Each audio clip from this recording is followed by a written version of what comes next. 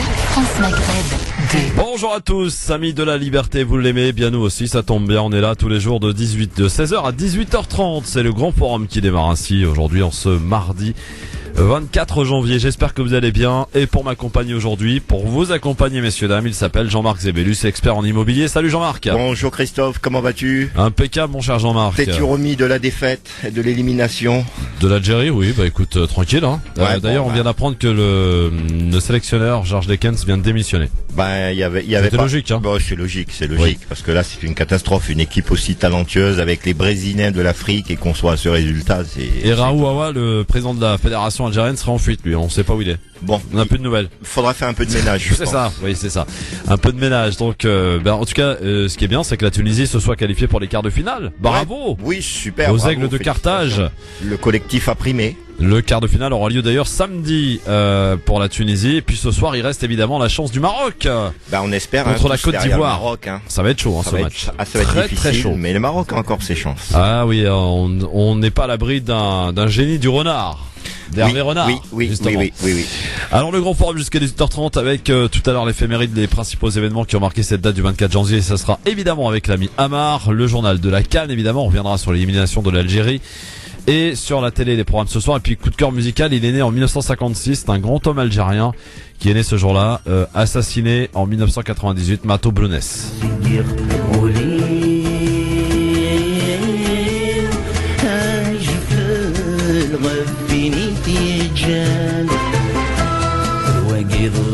Une belle balade Takbaelit.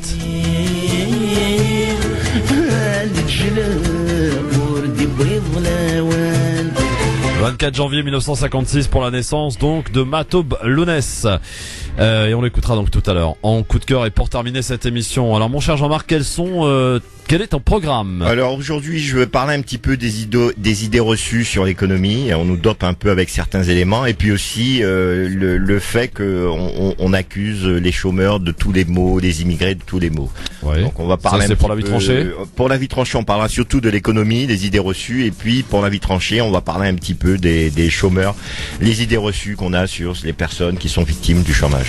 Très bien. Alors parmi les débats que je vous propose aujourd'hui d'avoir, c'est les attaques absolument incroyables de Manuel Valls à l'encontre de son adversaire Benoît Hamon. Il l'accuse presque même d'être peu accommodant avec l'islam radical, d'incompétent, de tous les mots. Donc l'offensive est vraiment au rendez-vous du côté de chez Manuel Valls. Que pensez-vous de cette attaque? Pensez-vous finalement c'est un aveu de faiblesse et qu'il pense déjà avoir perdu cette primaire? On en reparle avec vous tout à l'heure bien sûr. Emmanuel Macron se révèle, il est en voyage au Moyen-Orient en ce moment et il s'est prononcé contre le boycott BDS. Ça commence à être intéressant, l'épisode Emmanuel Macron. On y reviendra et on reviendra aussi sur la condamnation de Claude Guéant en appel qui a pris cher. Est-ce que vous pensez que cette condamnation est à la hauteur des faits qui lui est reproché? On se posera la question tout à l'heure, bien sûr. Mais pour l'heure et pour commencer, on vous rappelle aussi que vous pouvez intervenir dans cette émission au 01 40 33 9000. Notre espace de liberté, de la libre antenne. Tout à l'heure, vous pourrez nous dire ce que vous voulez entre 40 et 50 de 17h. Le j'aime ou j'aime pas, bien sûr. Et puis, bien la possibilité aussi de nous envoyer des mails lgf@francemaghreb2.fr. Mais on commence évidemment par le zapping. Le zapping, les meilleurs moments qu'il ne fallait pas rater à la radio, à la télé, sur internet, avec nos amis de France Info TV, qui se sont amusés à donc monter quelques déclarations de Benoît Hamon.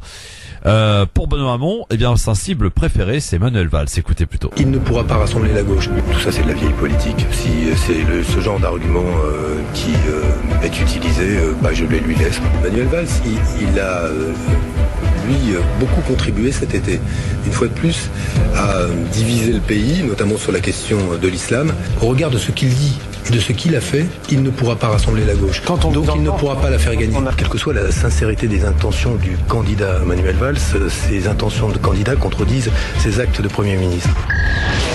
À présent, ce témoignage qui a bouleversé toute la France, c'était dans l'émission 7 à 8 de dimanche dernier sur TF1. C'est Imad, 8 ans.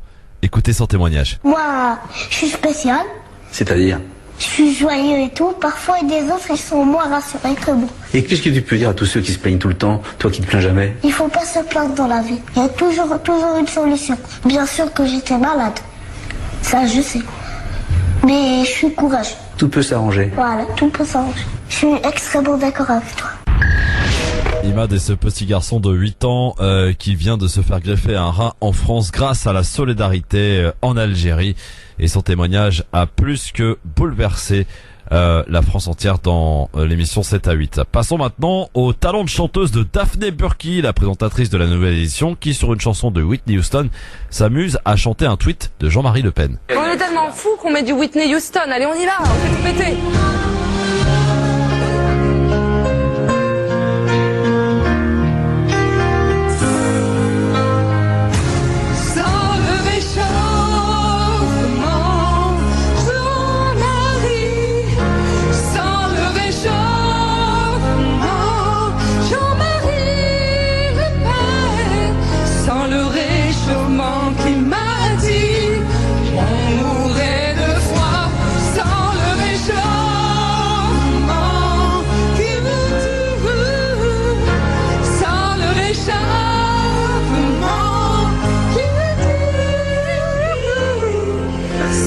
Réchauffement.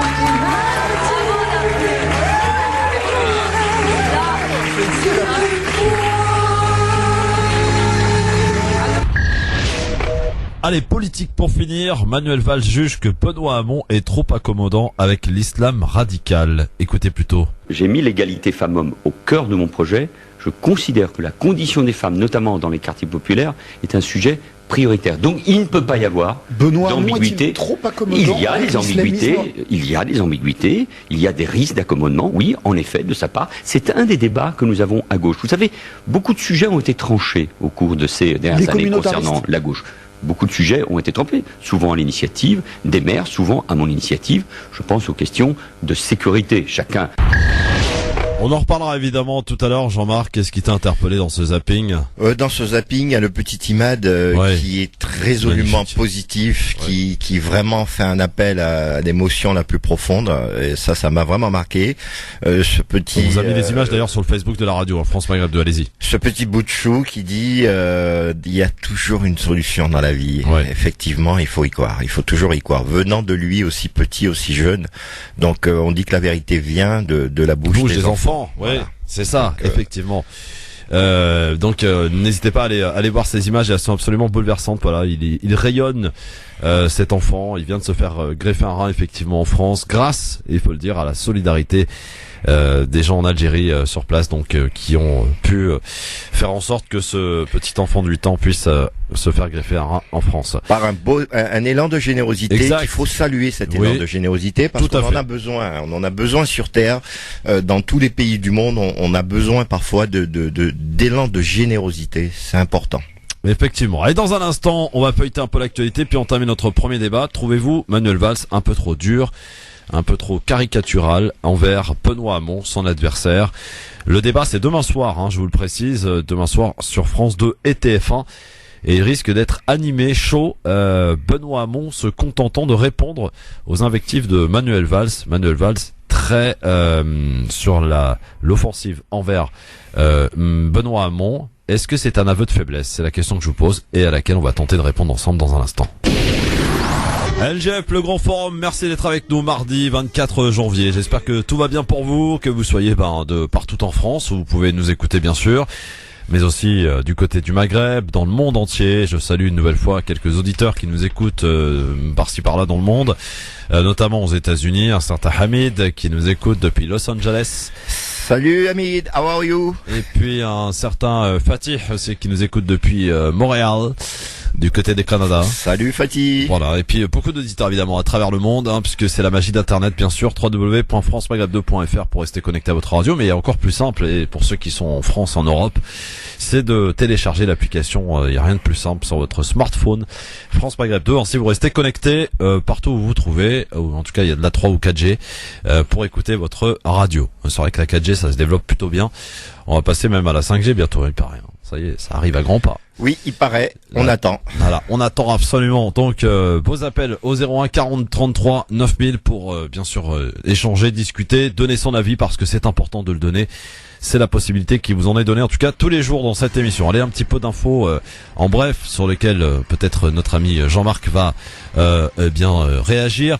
J'ai oublié de vous préciser que tout à l'heure, à 17h, on retrouvera Tarek Mami depuis Tunis pour nous parler du premier congrès de l'UGTT depuis la chute de Ben Ali. C'était un événement, ça s'est passé dimanche avec l'élection du nouveau responsable du représentant de l'UGTT qui aura lieu demain, et Tarek nous fera un petit papier sur place explicatif donc de ce qui se passe concernant l'UGTT. Alors dans l'info, en bref, bien sûr, Theresa May devra obtenir l'accord du Parlement pour enclencher la procédure du Brexit. C'est la décision rendue ce matin par la Cour suprême britannique, mais le gouvernement n'aura pas à consulter l'Écosse, l'Irlande du Nord et le Pays de Galles. Le jugement d'aujourd'hui ne change rien. L'article 50 du traité de Lisbonne sera activé avant la fin mars, comme prévu, affirme Downing Street. Pour cette info, Jean-Marc. Je pense c'est encore des facéties, c'est encore essayer de résister, utiliser un pouvoir de dissuasion pour essayer de faire revenir. Mais le peuple a tranché, il faut respecter la décision du peuple, car le peuple est souverain. Exactement, toujours. Donc voilà, aspect à suivre en tout cas concernant ce Brexit. La Chine, la réaction de la Chine après la décision de Donald Trump de retirer les États-Unis du TPP, le traité de libre-échange transpacifique. Pékin se dit prêt à accélérer la mise sur pied de zones de libre-échange alternatives, tout en disant refuser le rôle de leader économique mondial. De son côté, pour tenter de sauver le traité, l'Australie tend la main à la Chine et discute avec les autres parties prenantes au TPP comme la Nouvelle-Zélande, Singapour ou encore le Japon, Jean-Marc. Il veut relancer l'activité économique en Amérique, Monsieur Trump. Il veut faire beaucoup de choses, mais je pense qu'il va pas dans le bon sens. Que ça pourra certainement avoir des répercussions sur l'économie américaine avant tout.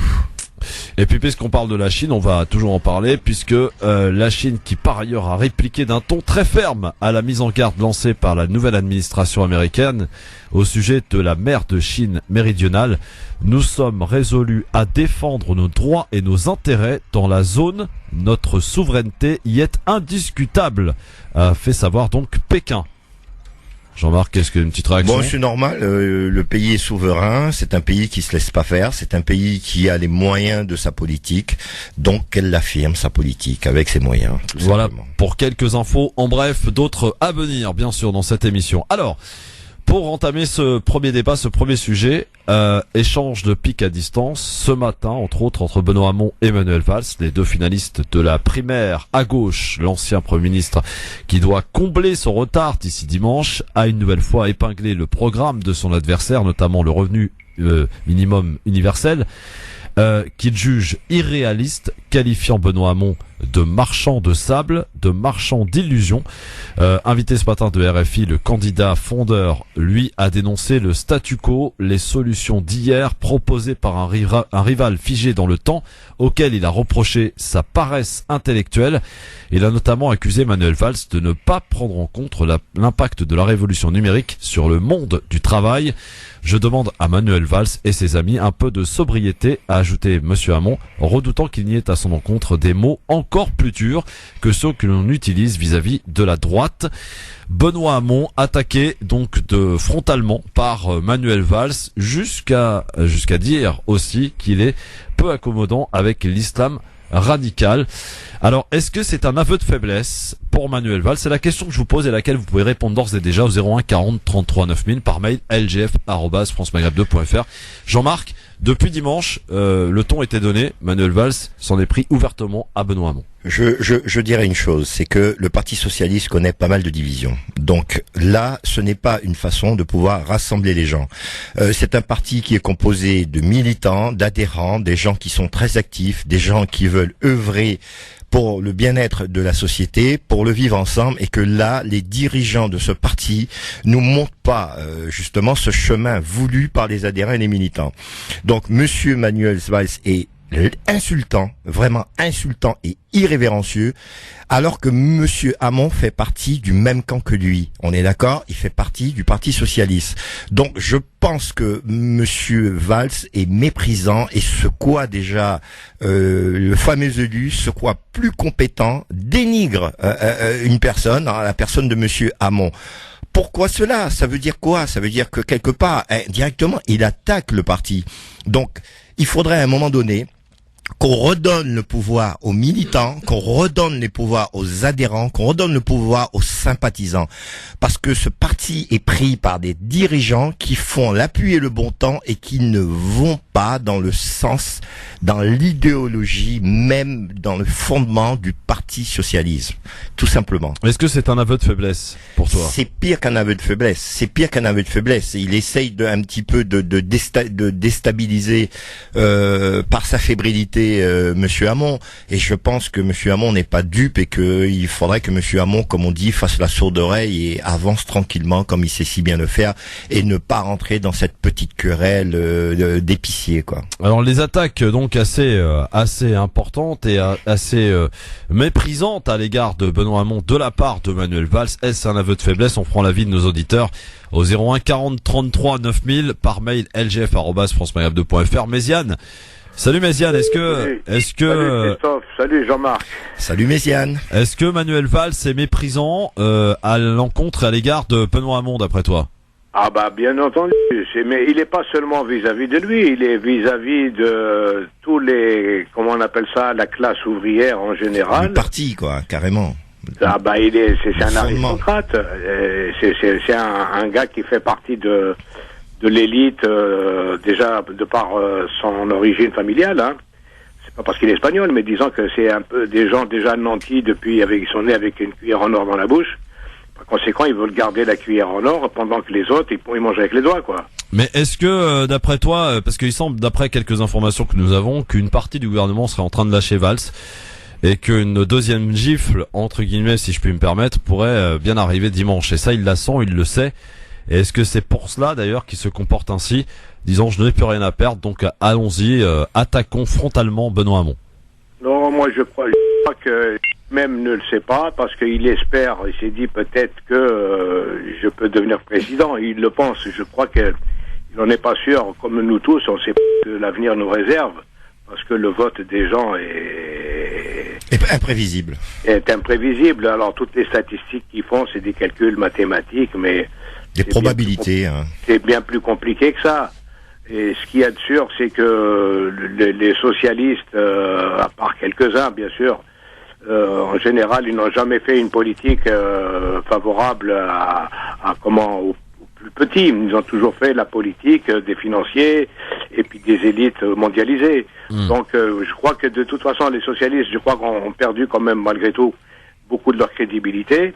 Mais avec leur langage de commerciaux, ils sont très malins et très forts, faut le reconnaître, pour nous endormir et continuer à nous endormir. Je crois que il y a plus personne qui sait ce bordel qu'il y a, excusez-moi du terme, au niveau international, puisque comment on appelle ça, l'économie est devenue complètement folle et les gens n'ont plus aucun raisonnement si ce n'est que de s'enrichir. À partir du moment où on cherche qu'à s'enrichir, eh bien, c'est que le plus fort gagne, et la loi du plus fort, eh ben, c'est celui qui fait 1m80 qui va écraser celui qui fait 1m40, quoi. Donc, il n'y a plus de réelle spiritualité, ou de philosophie, ou même de justice. C'est à qui sera le plus fort, à qui va écraser l'autre. Et il n'y a plus, tu sais, on dit toujours, on prêche toujours la concorde nationale, mais en réalité, ce ne sont que des paroles.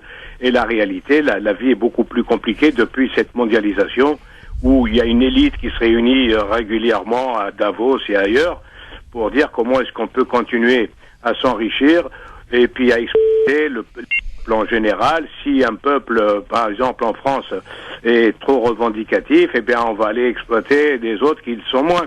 Et puis voilà, et puis ils tournent un jour en Chine, le lendemain au Vietnam, et ainsi de suite. Et puis une fois qu'ils ont fait le tour du monde, ils sont arrivés à la fin de leur vie, ils ont accumulé beaucoup de richesses, ils sont tranquilles, ils peuvent partir, ils nous ont tous baisés, quoi. Excusez-moi du terme. Merci Méziane pour ton avis. Merci voilà. Méziane.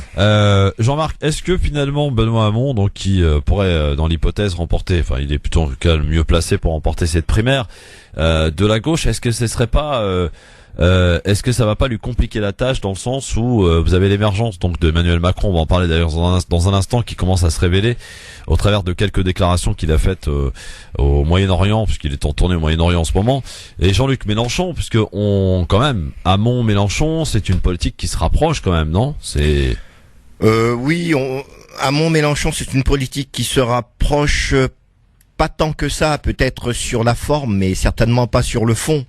Donc je pense que Monsieur Hamon, qui aujourd'hui est en tête des primaires socialistes pour l'instant, doit continuer son bonhomme de chemin, continuer justement à parler un petit peu, à étaler son programme, à étaler où il veut aller. Je pense qu'il incarne beaucoup plus l'idéologie du Parti socialiste que Monsieur Valls, parce que n'oublions pas que l'origine de ça, c'est quand même Jaurès à une époque, et que c'était pas du tout avoir affaire à quelqu'un qui se présente comme étant le plus compétent, le tyran, le moi. Hein, il faut, c'est le parti qui doit être avant tout être mis au service des adhérents, des sympathisants, l'idéologie. Là, c'est un homme qui veut instrumentaliser le parti et incarner à lui tout seul le Parti socialiste par ses idées, par son extrême, par son comportement, et ce qui n'est pas digne du tout du Parti socialiste. Et je pense que le Parti socialiste devra se remettre en question et se revoir les choses à la base et redonner le pouvoir aux militants et aux adhérents. On a Amar avec nous, hein, celui qui s'occupe de l'éphéméride, il veut intervenir, peut-être même t'interpeller, Jean-Marc. Salut Amar. Oui, salut Jean-Marc. Salut Amar. Venir à ce que je voulais venir, c'est par rapport à Macron. Tout à l'heure, Christophe, tu as dit qu'il était donc contre le mouvement BDS. Oui, absolument, oui. Ouais, c'est pas d'aujourd'hui, parce que lorsqu'il était encore au gouvernement, il avait déjà dit qu'il était contre le mouvement. Donc il n'y a rien de neuf, hein. Oui, mais bon, entre les gens qui sont au gouvernement prononcent des paroles, et après, quand on est candidat, c'est parfois un peu l'inverse. Donc pour le coup, là, il change rien, effectivement. D'accord. Et puis un petit mot sur la mer dite de Chine. La mer de Chine, bon, moi je suis pas d'accord avec ce que j'ai entendu tout à l'heure. La Chine, elle est pas toute seule dans la région, parce qu'elle est fortement contestée par les pays de la région, à savoir notamment la Malaisie, Brunei, les Philippines et le Vietnam, qui disent qu'eux aussi ils ont des droits sur cette mer dite de Chine. Tout à fait. Donc il faut le préciser aussi. Tout à fait. Voilà. Attends, Amar, je te présente Amar, tu sais que c'est un grincheux, c'est un vieillard qui attention ne résiste pas à contredire ses interlocuteurs dès qu'il entend quelque chose. C'est les oreilles, les poils s'irrissent sur lui. C'est judicieux ce qu'il dit, c'est tout à fait ça. Et les autres pays revendiquent aussi une partie de ce territoire, exactement, et ce qui est tout à fait légitime. Ça, c'est vrai. C'est bon, Amar? Oui, tout à fait. Par contre, bon, je voulais poser une question à Jean-Marc. Je voulais savoir, lui demander si ces dates signifient quelque chose pour lui. 711, 1610. 711, 710. Non, 1610. 1610. Non. Tout de suite, je vois pas, non. Bon, donc 711, c'était le début du débarquement des troupes musulmanes en Espagne. Oui. Et 1610, c'est les derniers musulmans. Enfin, c'est un peu, il y a certains historiens qui disent que c'était 1610, d'autres qui disent que 1612, 1606. Enfin bon, ce qu'on retient comme date, c'est 1616, mais auparavant, 2 janvier 1492, c'était la chute du dernier roi musulman de Grenade. D'accord, c'est aussi l'assassinat du roi de France, Henri IV. Henri IV, qui était d'ailleurs, quand les musulmans sont arrivés dans les Pyrénées, parce que c'est une région, ça l'est toujours plus ou moins d'ailleurs, très peu peuplée, il avait demandé aux musulmans, vous pouvez vous installer là, et puis il avait dit, si on déclare la guerre à l'Espagne, les musulmans qui étaient venus, dit, on s'engagera dans vos troupes donc pour combattre les Espagnols. Et donc, quand pour revenir à 711, quand les troupes de Tariq ibn Ziyad sont arrivées, elles ont été accueillies non pas en envahisseurs, mais comme des libérateurs, parce que les populations étaient pressurisées notamment d'impôts par les Visigoths, et parmi ceux qui étaient qui ont accueilli à bras ouverts les musulmans, il y avait les Juifs. Plus Oui, tard, bien quand sûr, les bien musulmans, au fur et à mesure qu'ils prenaient des terres en Espagne, ils les partageaient avec les juifs. Tout à fait. Et donc, quand ils ont été chassés en 1492, les juifs d'Espagne ont trouvé refuge où? En Afrique du Nord, en Bosnie et en Turquie notamment. Tout à fait. Voilà, donc ça fait bien un peu l'histoire. quand les musulmans sont arrivés, donc ils sont restés un peu plus de 8 siècles, contrairement aux occupants de la Palestine, ils ont apporté la civilisation, ils ont apporté des techniques agricoles que les Espagnols, les autochtones espagnols ne connaissaient pas, ils ont apporté des fruits, des légumes, des plantes. Sur le plan intellectuel, il y avait quand même quelques sommetés, comme un certain Abu Marwan Ibn Zor, à qui l'on doit le livre de la diète.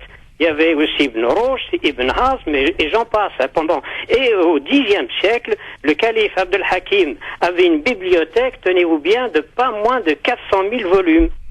Donc, quand les Espagnols, les musulmans espagnols sont repartis, d'ailleurs, ceux qui les pleuraient le plus, c'était les paysans, parce qu'ils leur apprenaient beaucoup de choses. Et récemment, un intellectuel espagnol a eu cette phrase, je cite, « Mais où sont nos musulmans ? Où sont-ils ? On a la nostalgie de nos musulmans. » C'est pour ça que les sionistes partiront de Palestine, je ne crois pas que les Palestiniens diront la même chose. Et c'est pour ça que je voulais dire par rapport à l'autre jour, lorsque tu as dit, bah oui, mais maintenant, il y en a qui sont nés là-bas. Mais justement, ce que je viens de te dire, 8 siècles, les musulmans qui sont restés plus de 8 siècles en Espagne, il n'y a pas eu des naissances. Ils ont fini par partir. Un exemple plus récent, entre l'Algérie 1830-1962, il n'y a pas eu des naissances des colons. Ils ont fini par partir. Donc, ton argument quand tu dis, bah oui, mais maintenant ils sont nés là et tout ça, ça ne tient pas la route. Ouais, Jean-Marc, ça c'est pour toi, hein. Je signale. Hein. Quand on dit qu'ils sont nés là, au jour d'aujourd'hui, si on part sur ce principe où il faut faire, les gens qui sont nés dans un pays sont légitimes. On a la loi du sol ou la loi du sang. C'est l'un ou l'autre. Donc, légitime quand tu viens en occupant. Non mais ça voudrait dire qu'aujourd'hui tous les Américains d'origine irlandaise et compagnie africaine devront quitter le pays et laisser l'Amérique aux Indiens, c'est ça? Et pourquoi pas? On est bien d'accord? Ouais. Bon, je suis pas. Ça c'est là on part pas dans le sens de la paix. Oui, c'est peut-être pas pragmatique, mais l'histoire l'a prouvé. Et les aborigènes en Australie devraient mettre dehors tous les Australiens. Comme les occupants de la Palestine jusqu'à présent, ils sont restés plus de 8 siècles. Oui, mais ce que je veux te dire, au jour d'aujourd'hui, on n'est pas en 1600, on est aujourd'hui en 2017, Oui, alors. Et aujourd'hui, il faut vivre avec son temps et son époque. On ne peut pas envoyer. La justice. La justice n'a pas de temps. On ne peut pas renvoyer. Oui, mais on ne peut pas renvoyer tous les Anglo-Saxons qui ont fondé l'Amérique chez eux. Pareil pour l'Australie. Pareil pour tout le continent d'Amérique du Sud. Ce n'est plus possible. Amar, au jour d'aujourd'hui, il faut aller dans le sens de la paix, ce qui est fake. Et puis ceux qui sont là aujourd'hui ne sont pas responsables de ce qu'ont fait les anciens, leurs ancêtres. Ah bon? Non, mais ils là sont aussi, pas là responsables. Aussi, c'est une contradiction.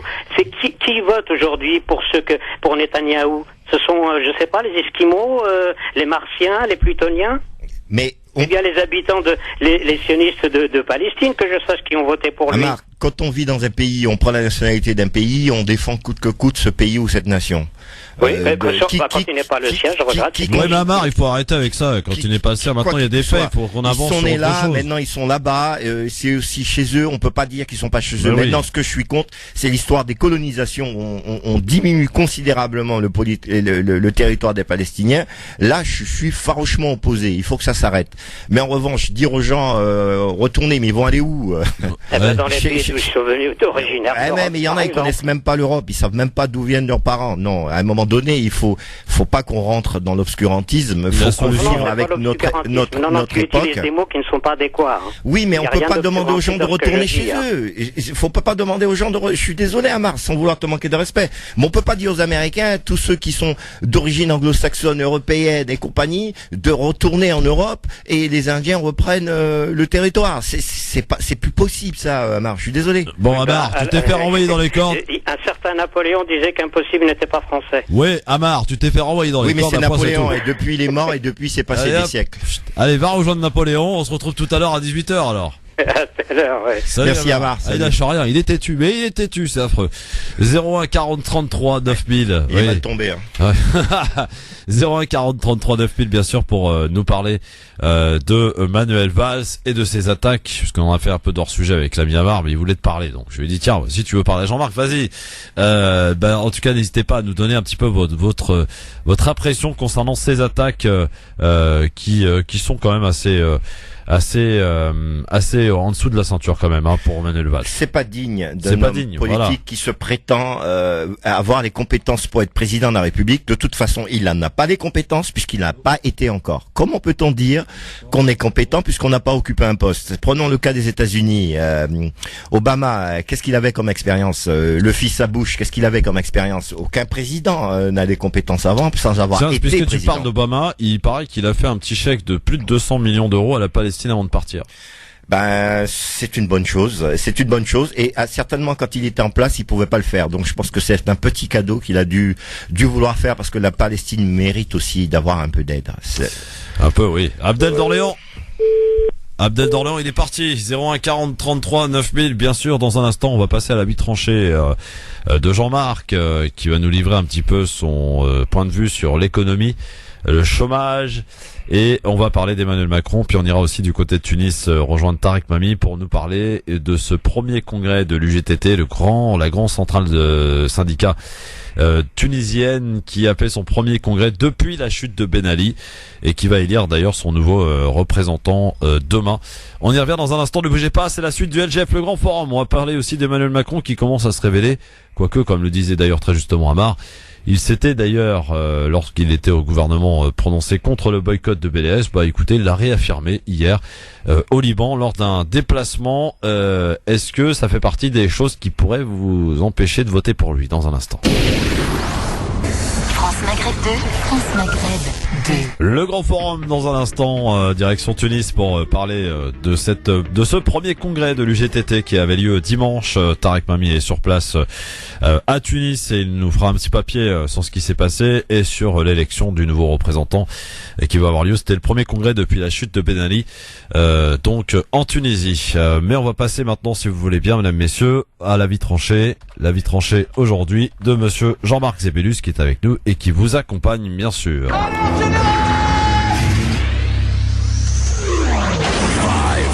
3, 2, 1, 0. Si on fait quoi que ce soit, c'est la mise à pied. Alors piétinez-moi, allez-y. Jean-Marc Zébellus. Alors aujourd'hui, on va parler un petit peu de certaines idées reçues, notamment sur les smicards, sur les chômeurs, sur les différentes taxes. Alors je dois dire que quand on parle de smicard qui est français, qui est pauvre, avec un peu plus de 1,141 € net par mois, un smicard ne roule pas sur l'or en France, ça c'est sûr. Mais si on rapporte cela à l'échelle mondiale, les personnes gagnant le salaire minimum tricolore se situent en fait parmi les 7% les plus riches de la planète.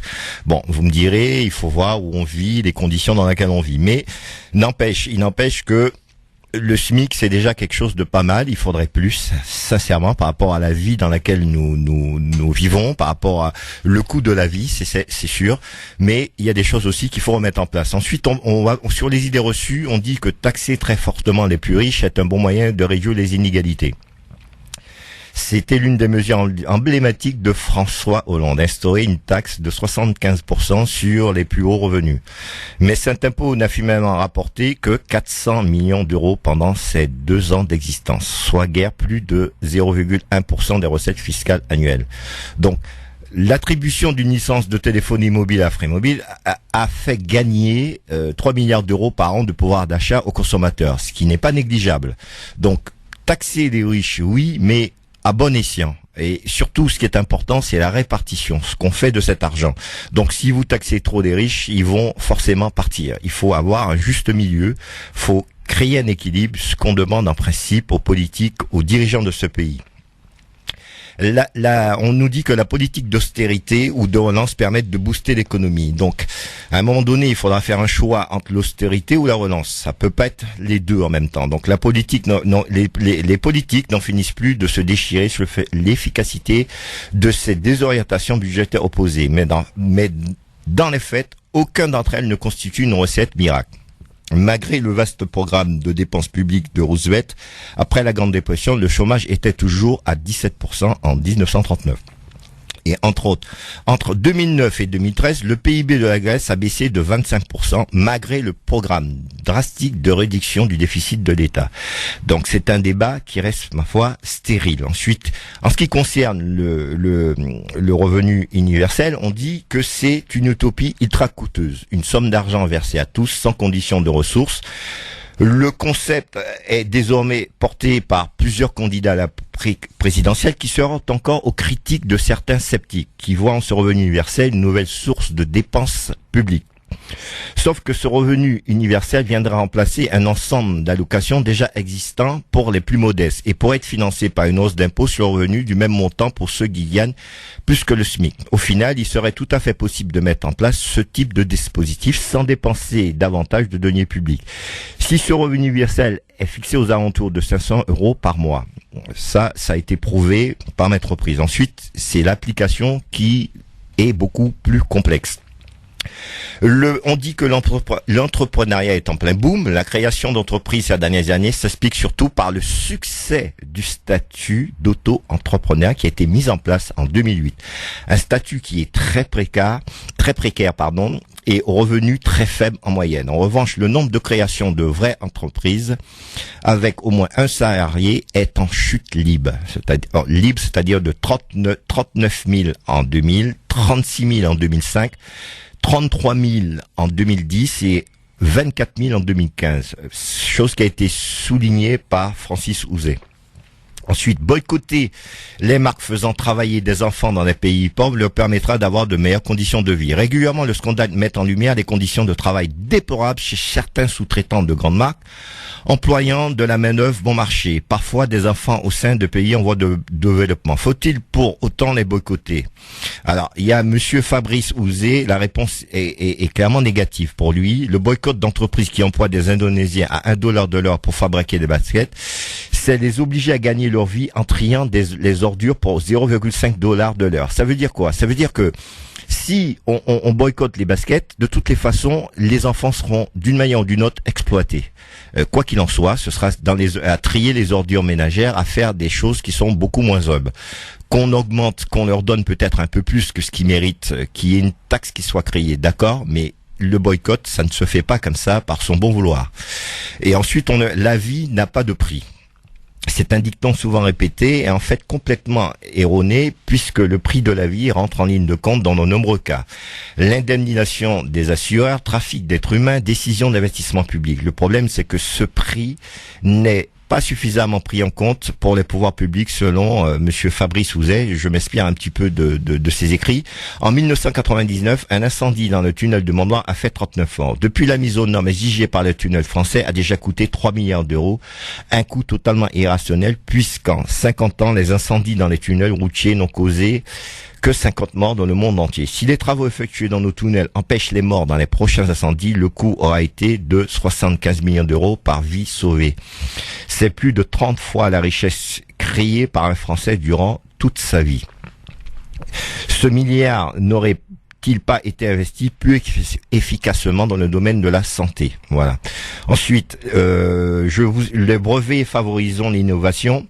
C'est une idée couramment répandue en théorie. Sans brevet, les entreprises ne seraient pas encouragées à innover de peur de se faire piquer leurs idées. Mais selon toujours monsieur Fabrice Houzé, c'est tout l'inverse qui se produit. Par exemple, sur 30 milliards de dollars de dépenses, les laboratoires pharmaceutiques américains dépensent 20 milliards dans les molécules aux effets thérapeutiques proches des molécules brevetées, mais suffisamment différentes pour éviter d'être accusés de violation de brevets.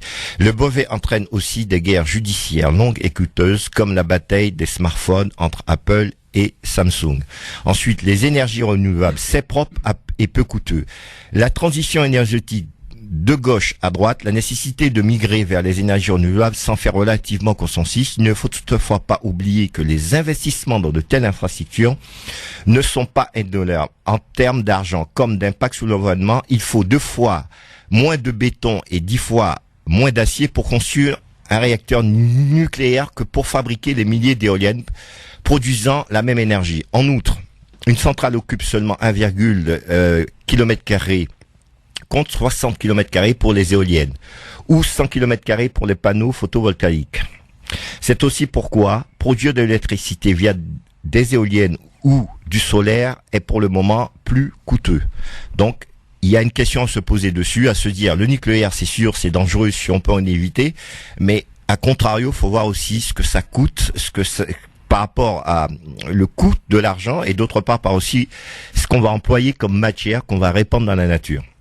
Ensuite, le système éducatif étranger sont meilleurs car ils consacrent davantage de moyens.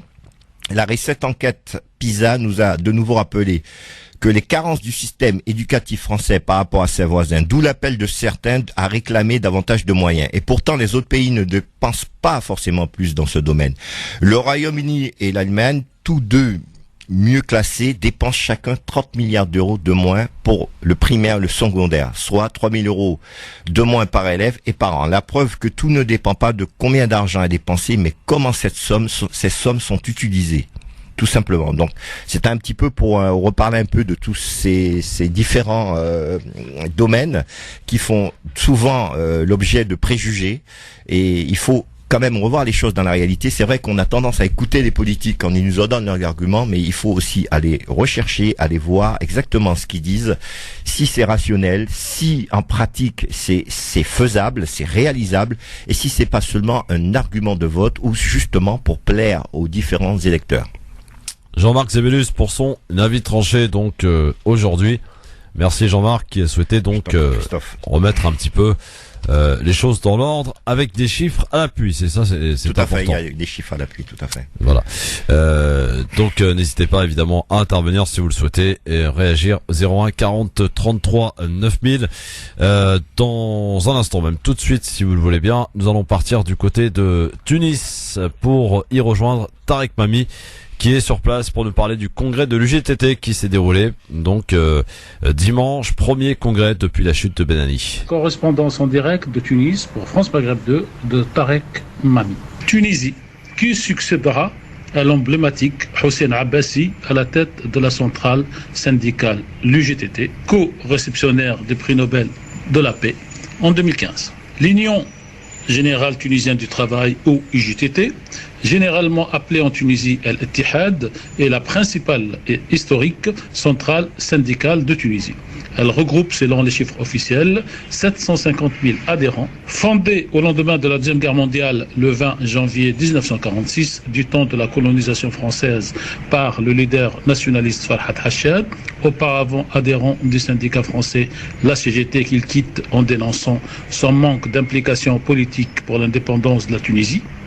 Ce leader syndical sera assassiné en 1954 par l'organisation à la main rouge, une organisation terroriste coloniale qui ne lui pardonne pas son action politique pour l'indépendance de son pays.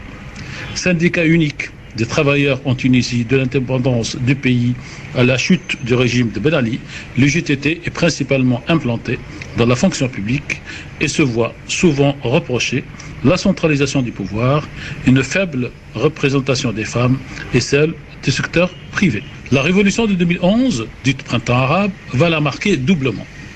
Négativement par sa perte du monopole syndical dans le pays et l'apparition de deux syndicats concurrents.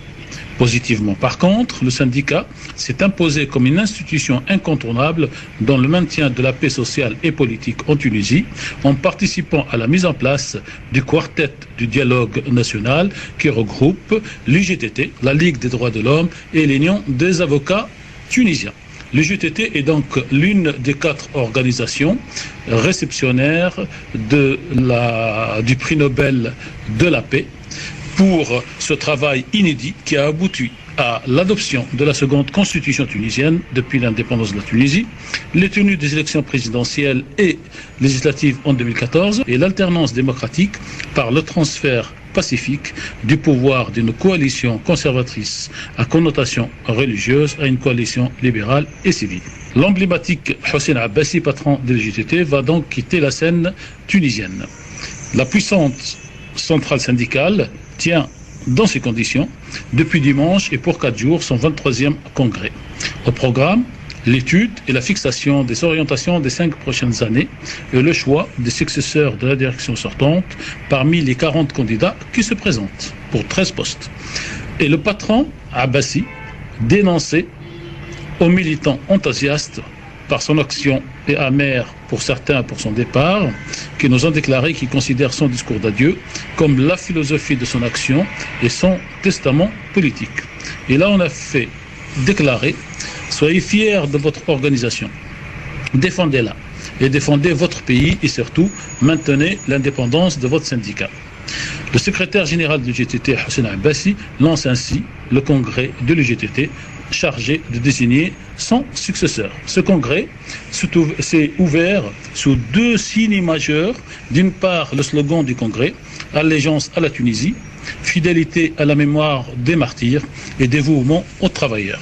D'autre part, la présence massive des chants et de drapeaux palestiniens dans la salle qui côtoie les drapeaux de la Tunisie et de l'UGTT.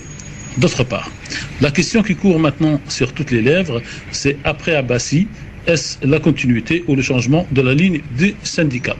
Les programmes des différents candidats que nous avons pu consulter répondent en grande partie à cette question et le suspense prendra fin mercredi soir avec l'annonce des résultats officiels. D'un côté, une liste dite consensuelle menée par des membres sortants pour se succéder à eux-mêmes et prendre du grade sur la base de quelques nuances de programme. L'un défend le rôle politique de l'UGTT et donne l'exemple du succès du dialogue national qui a permis à la Tunisie d'éviter guerre civile et éclatement institutionnel. Un second propose, lui, que la centrale défende et protège surtout l'emploi. Un troisième proclame la nécessité de la vigilance dans l'action syndicale et son indépendance vis-à-vis de tous les gouvernements. Une seconde liste se dresse face à cette liste dite de consensus.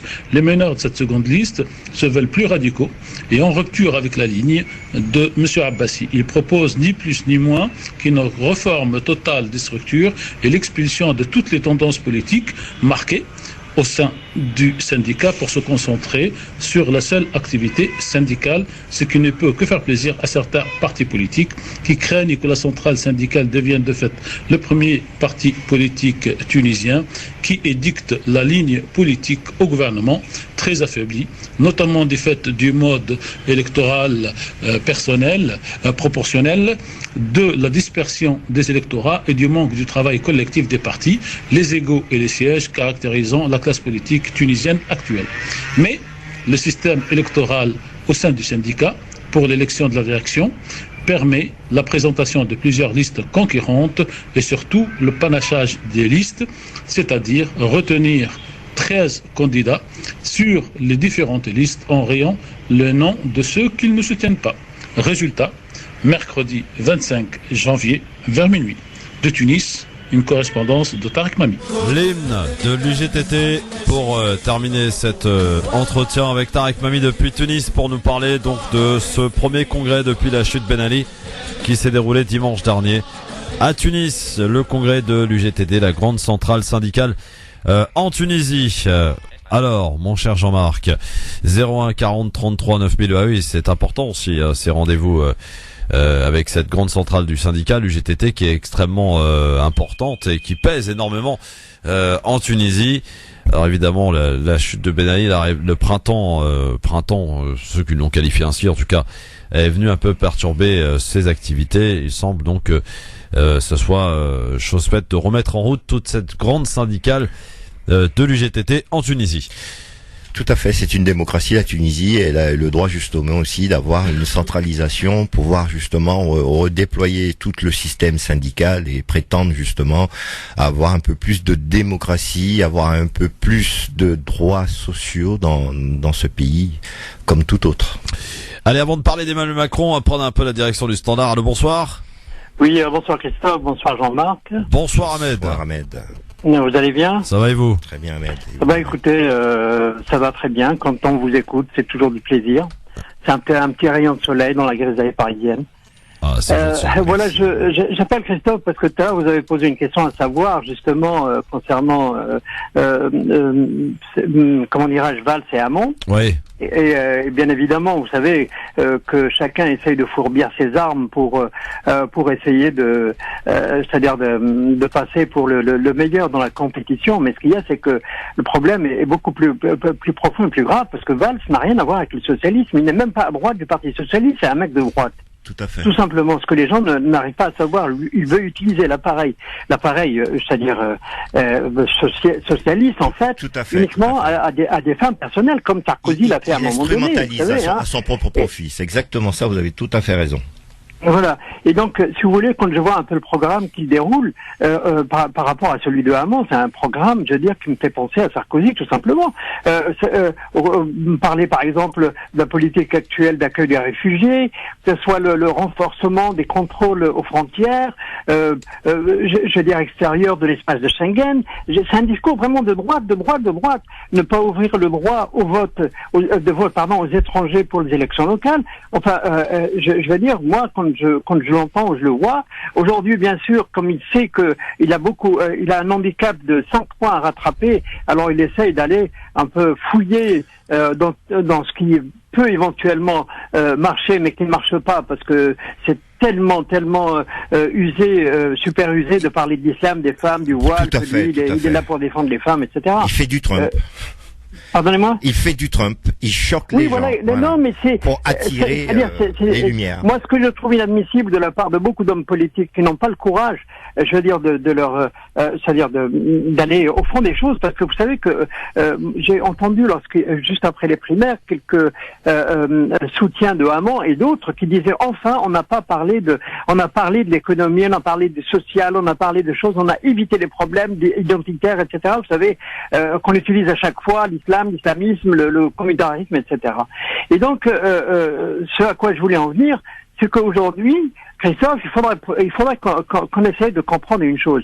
Nous sommes français, nous sommes près de 5 000, quand je dis 5 millions, au-delà, parce que je parle de toutes ces catégories, je vais dire, sociales françaises, d'origine maghrébine, africaine, européenne, autres. Je vais dire, qui aujourd'hui doivent prendre conscience que le vote c'est quelque chose de très très important. Tout à fait. Et donc, c'est pas uniquement, je veux dire, on a un positionnement comme ça en disant non, moi je vote pas pour des raisons par rapport à, je veux dire, à telle ou telle personne ou éventuellement ce qu'il a comme je veux dire, programme, etc. Bien sûr, le programme est très important, mais ce qu'il y a, c'est qu'il faut aller au fond des choses. Aujourd'hui, nous avons le choix entre Valls et Hamon.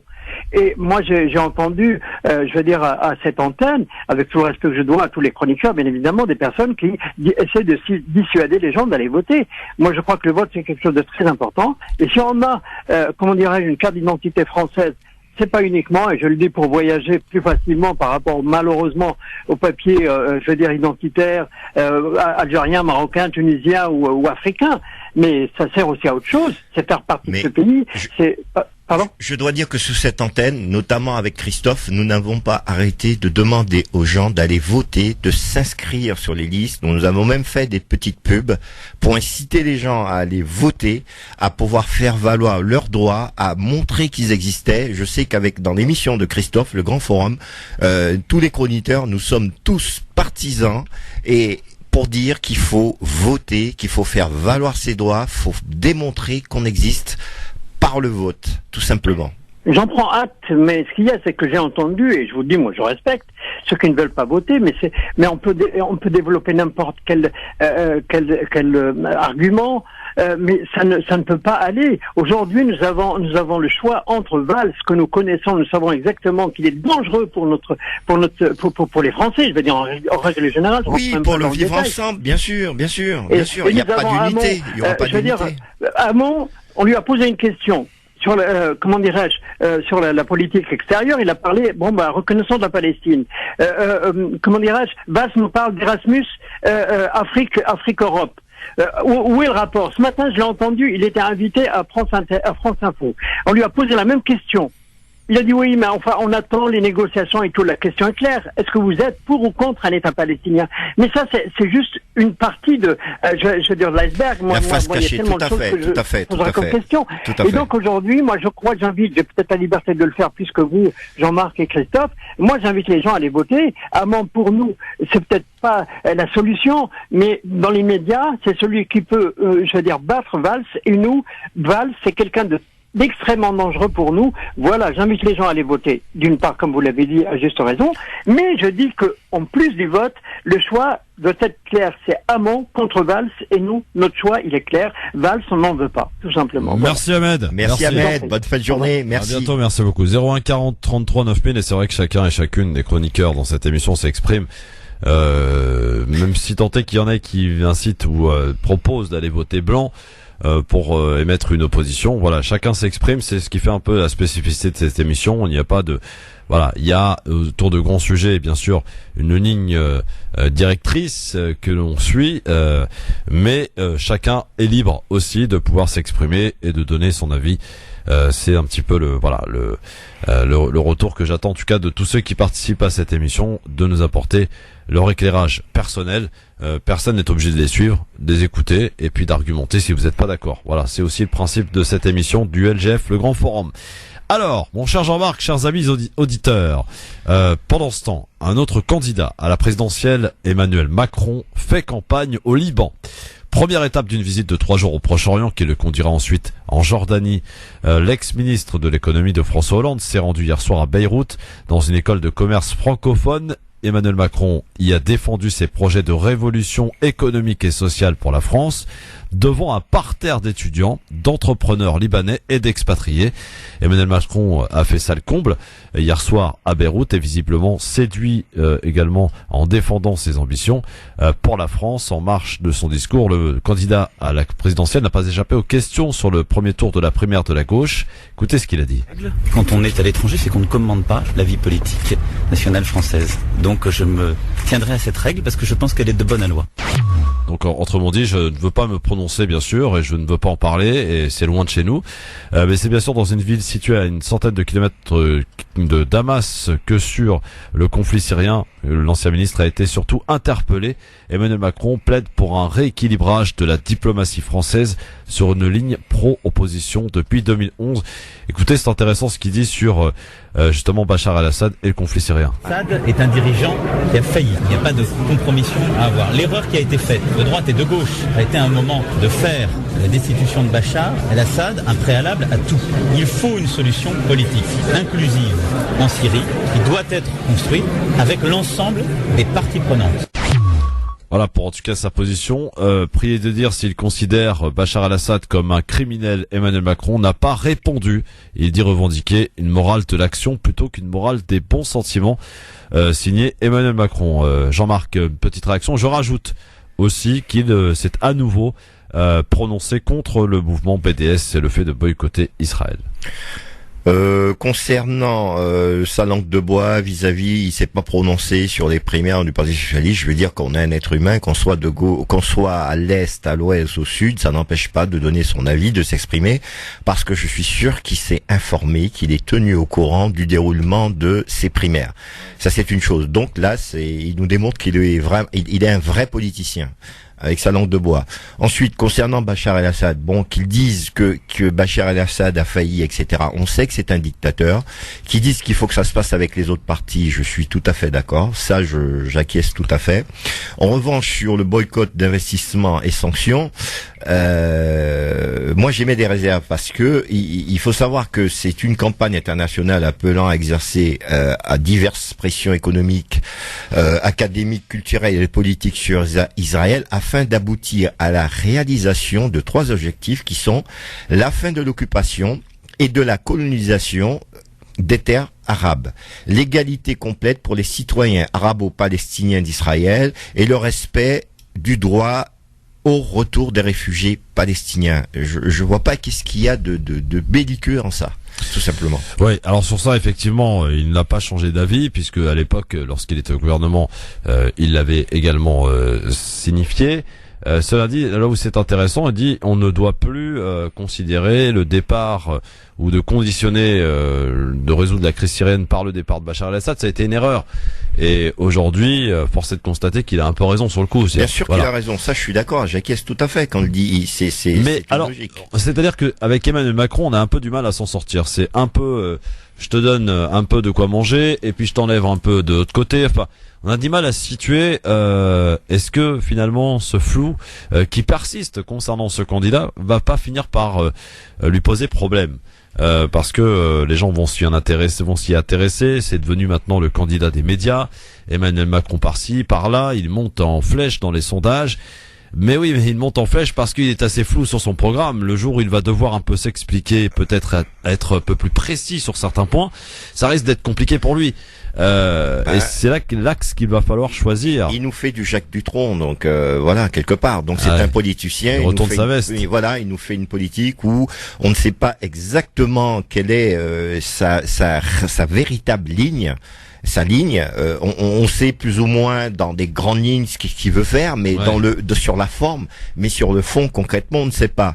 Et je pense que c'est un opportuniste qui, à un moment donné, cherche la faille chez les autres pour pouvoir exploiter ses failles. Un opportuniste. Tiens, la question: est-ce que Emmanuel Macron est un opportuniste selon vous? Eh bien, vous répondez à cette question 01 40 33 9000. Dans un instant, le j'aime ou j'aime pas. Si un auditeur qui veut le faire avec nous, qu'il n'hésite pas à nous appeler maintenant. LGF, le grand forum avec Jean-Marc Zébellus qui est avec nous aujourd'hui pour nous accompagner, bien sûr, en direct avec nous, pour revenir un petit peu sur un aspect important que tu souhaitais évoquer. C'est très important aussi puisque visiblement il y a eu problème dans cette élection de ce premier tour de la primaire. On parle même de trucage, de bugs informatiques. Enfin, à chaque fois on y a le droit. Avec ce taux de participation qui a été revu à la baisse, ces journalistes qui ont affirmé sur Twitter avoir pu voter à plusieurs reprises. Est-ce que tu considères qu'il y a eu tricherie, Jean-Marc? Il y a suspicion. Il y a suspicion parce que les choses se sont pas déroulées comme ça devrait être. Qu'on me dise qu'on peut pas avoir un représentant de chaque candidat un peu partout dans tous les bureaux de vote, je le conçois, qu'on n'ait pas forcément les moyens. Mais là, qu'on nous annonce une participation, puis après qu'on nous dise que non, finalement il y a erreur, etc., qu'on revienne. Ça met quand même un cafouillage et ça démontre bien qu'il y a une certaine opacité, qu'il n'y a pas d'opacité dans ce parti et que les gens qui dirigent ce parti sont en train de l'instrumentaliser et en faire ce qu'ils veulent et n'ont pas de respect pour les militants, pour les sympathisants. Le peuple a besoin d'une chose, c'est de la transparence, parce qu'on nous demande au quotidien d'être transparent de tout ce que nous faisons. Donc ces hommes politiques, ces hommes qui prétendent à diriger le pays, ces partis, doivent en être un exemple et doivent être irréprochables. Samir est avec nous. Salut Samir. Salut. Avant de faire le j'aime ou j'aime pas, tu souhaitais dire un petit truc sur un sujet précédent? Oui, tout à fait. Surtout sur le bien sûr qu'il faut aller voter, mais ce qu'il faut bien se dire, on a pu le constater et voir par l'expérience et de par les primaires et le vote de la droite, comme quoi, donc quelle que soit la décision, ils sont tous potes, il faut pas oublier. Donc Parti socialiste, c'est pareil. C'est aujourd'hui, on essaie de comment dire, de choisir un candidat, mais dans les deux cas, il faut pas oublier que c'est la même famille qui nous ont empoisonné la vie depuis belle lurette. Donc aujourd'hui, que Valls passe ou Hamon, à la rigueur, moi personnellement, je sais même pas si le deuxième tour je vais aller voter parce que il y a aucun des deux qui tiennent la route puisqu'ils font partie de la même maison. Parce que alors, ils font partie peut-être c'est de trouver un candidat qui pourra ressortir tous les dossiers en amont de droite qui pourront vraiment les ressortir. Et aujourd'hui, on fait de l'ombre à un candidat qui s'appelle Mélenchon. Et celui-ci, on veut pas le voir à la télé, on veut pas le voir je sais pas, ils sont en train de faire du piquage, je sais pas, pour le mettre de côté. Et c'est dommage. Samir, je partage pas ton avis. Mélenchon, on le voit quand même suffisamment à la télé. Il a aujourd'hui maintenant utilisé un outil qui s'appelle YouTube, sur lequel d'ailleurs il fait chaque semaine des trucs et ça marche vachement bien. Alors quand même, je suis pas d'accord avec toi sur le fait que tu nous dises, voilà, c'est les mêmes, ils font partie de la même maison, certes. Mais alors ce sont deux lignes complètement distinctes, différentes, qui nous est proposées dans ce casting. Vous avez Manuel Valls qui est quand même plus droite que Parti socialiste, et Hamon dans son programme, dans son ensemble, qui est quand même assez de gauche, véritablement de gauche d'ailleurs. Mais s'il y a un dossier à ressortir qui touche le Parti socialiste, personne des candidats pourra le ressortir parce que ça touchera le Parti socialiste. Notamment dans l'engagement de la France avec la participation française dans les différents pays de conflit. Vous voyez? Donc, tant que c'est l'un et l'autre, ils vont couvrir ce bébé. C'est ça le vrai problème. Jean-Marc, réponse avant de j'aime ou j'aime pas. Ce que je veux dire, c'est que là, dans le cas où nous sommes, ce que je disais en amont tout à l'heure, au début de l'émission, c'est qu'il faut rendre justement le parti aux militants, aux sympathisants, aux adhérents, qu'il y ait de la transparence, qu'il ne soit pas instrumentalisé, que ces personnes ne mènent pas le parti comme bon leur semble. On est quand même dans une démocratie, et qu'on rende le pouvoir au peuple, qu'on rende le pouvoir aux gens qui partagent ces idéologies. Parce que le Parti socialiste doit se démarquer par rapport à la droite, mais ce n'est pas en procédant comme ça qu'on va y croire et qu'on ne sera dupe. Allez, on va passer une question que je pose aux auditeurs. Samir, si tu as une réponse rapide à me donner, est-ce que tu considères qu'Emmanuel Macron est un opportuniste? Oui. Très bien. Oui. Voilà. Bon, ok, très bien. Ça me suffira comme réponse. Allez, on va passer, si vous le voulez bien, messieurs, au j'aime ou j'aime pas. C'est parti. J'aime pas, évidemment, un peu comme le principe des réseaux sociaux, Facebook, Twitter, des petites infos comme ça. Vous aimez, vous n'aimez pas, ou alors on peut vous en foutre aussi. Georges Lekens, sélectionneur de l'Algérie, a démissionné. J'aime pas, ou je m'en fous. Samir, sans commentaire, je m'en fous. Jean-Marc? J'aime parce qu'on a vu les résultats, on a vu ce qui s'est passé, qu'il n'y avait pas de cohésion dans le groupe, on a vu que c'était des individualités, on n'avait pas de collectif. Le foot, c'est un sport collectif. Donc si l'entraîneur n'arrive pas à instiguer cela, je ne dis pas que c'est essentiellement de sa faute, mais je dirais que s'il n'arrive pas justement à créer ce lien entre les différents joueurs, il faut changer, tout simplement. Un gazoduc iranien vers l'Europe sera construit, c'est ce qu'on vient d'apprendre, avec l'aide de la Russie. J'aime pas, ou je m'en fous, Samir? J'aime pas. T'aimes pas? Non. J'aime, pourquoi pas, ils n'auraient pas le droit de commercialiser ou de faire des échanges. Je vois pas la raison. Primaire de la gauche au Liban, on en a parlé tout à l'heure. Emmanuel Macron joue la carte de l'indifférence ou du désintérêt, c'est comme on veut. Je n'aime pas. Je n'aime pas non plus. La grande mosquée de Paris claque la porte des nouveaux chantiers de l'Islam de France et de la Fondation de l'Islam de France. Je n'aime pas. J'aime pas. Oui, un peu plus d'explications, pourquoi? Je n'aime pas parce que c'est pas une façon, c'est pas une solution. Faut toujours amener le débat, faut toujours faire partie des différentes discussions. Faut pas claquer la porte, c'est trop facile de claquer la porte. Martine Aubry a indiqué que elle et ses proches voteront Benoît Hamon au deuxième tour de la primaire. Oui, c'est son choix, sans opinion. Après, elle détient aucun vote en ses mains. Jean-Marc? Oh, j'aime. Tiens, on va s'amuser un petit peu. C'est un sondage qui a été révélé par Télé 7 jours qui indique les 5 animateurs de télé que les Français veulent moins voir. Est-ce que vous avez une petite idée du top 5? Samir, un animateur que les Français aimeraient moins voir, d'après toi. Donne-moi un nom, je vais te dire s'il est dans la liste. Moins voir l'autre là avec son émission Hanouna. J'ai plus de nom. J'ai pas Bon, Jean-Marc, t'as un nom? Non, honnêtement, Bon, alors si je vous dis Cyril Hanouna arrive en tête des animateurs que les Français veulent moins voir à 89%, pardon. Il y a contradiction parce que c'est quand même, il fait beaucoup d'audience, ce monsieur, dans l'émission. En deuxième position, donc Arthur à 79%. Troisième position, Michel Drucker avec 74%. En quatrième position, Bertrand Chameroy. Vous connaissez? Non, pas du tout. Très bien. 74%. Et le cinquième, c'est une femme. Elle s'appelle Léa Salamé avec 71%. Donc sondage révélé par Télé Loisirs. On aime, on n'aime pas ce sondage? On s'en fout. Je m'en fous. Ouais, on s'en fout. Très bien. Alors tiens, c'est une petite info, la dernière pour la route. La Chine compte 731 millions d'internautes, soit l'équivalent du continent européen. Je parle des internautes, hein. Ça va faire des dégâts, tout ça. Mais il faut bien comprendre que la Chine, tous les internautes sont filtrés, hein. Ouais, mais il y a quand même 731 millions d'internautes chinois. C'est assez incroyable quand même, hein. Ouais. On aime, on n'aime pas, on s'en fout. J'aime. Oui, j'aime. Bon, très bien. C'était le j'aime ou j'aime pas pour aujourd'hui avec monsieur Jean-Marc Zébélus et Samir. Merci à toi, Samir. Merci Samir. Bonne soirée à tout le monde. À très bientôt. Merci beaucoup. À bientôt. Bye. 01 40 33 9000. Dans un instant, on va lancer la libre antenne, comme d'habitude, notre espace de libre expression. Vous allez pouvoir nous dire ce que vous voulez. Et si vous avez vraiment un truc à dire, c'est le moment de décrocher son téléphone, que vous soyez d'ailleurs de Alger, de Tunis, de Rabat, puisque vous pouvez appeler ce numéro de téléphone en faisant le 033 1 40 33 9000.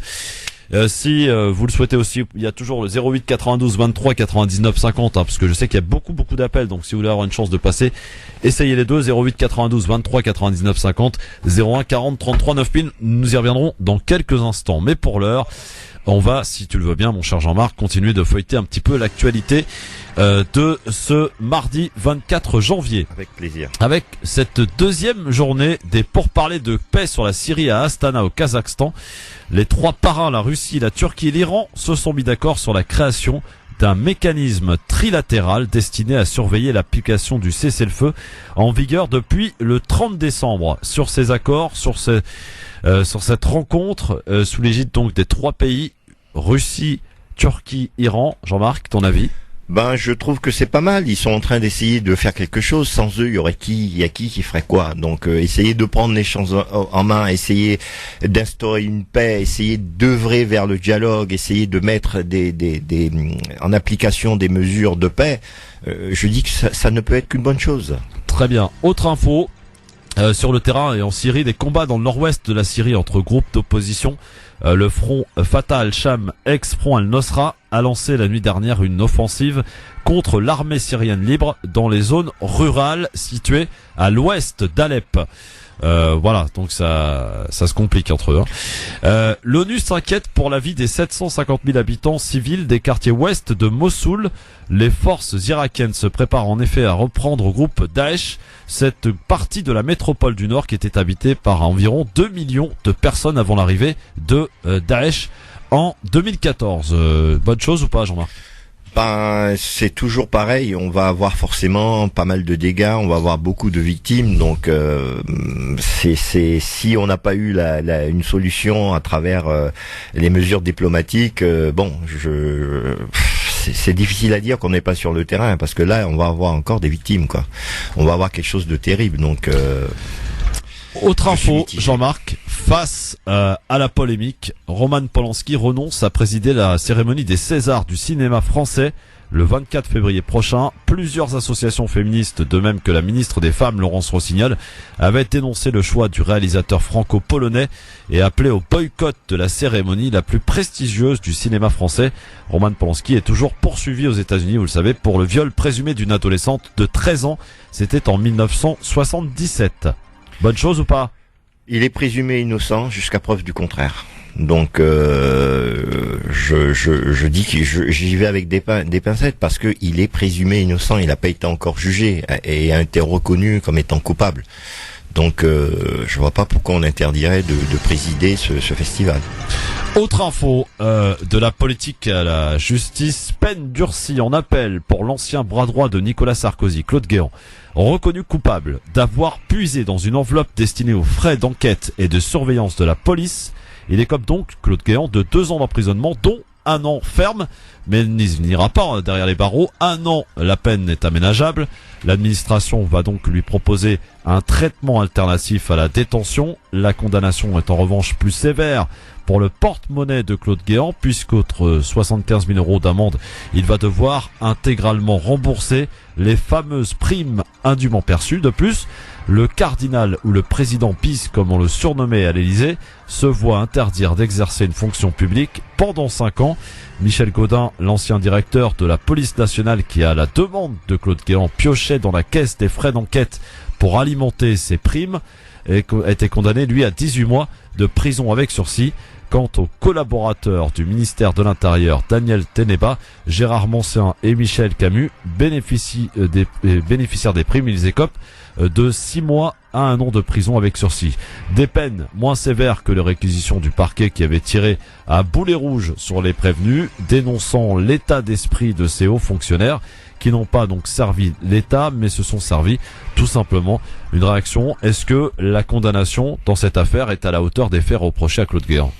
Certainement pas, puisqu'on a toujours malheureusement souvent une justice à deux vitesses. Donc un citoyen lambda qui serait incriminé, qui serait coupable, serait certainement sanctionné de façon plus lourde.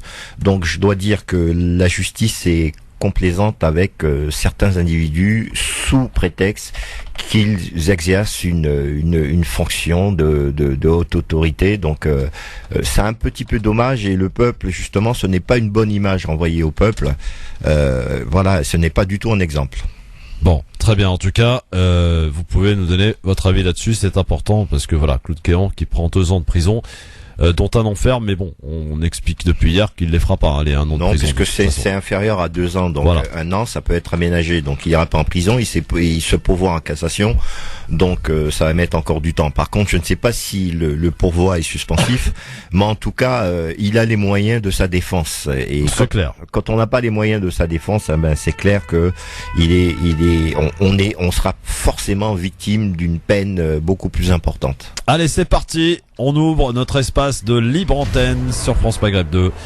Chaque soir dans cette émission, durant une petite période de 10 minutes, on offre la possibilité à tout le monde, que vous soyez du monde de la planète Terre, hein, on est tous d'ailleurs de cette même planète Terre, à l'étranger ou en France, n'hésitez pas à nous appeler maintenant.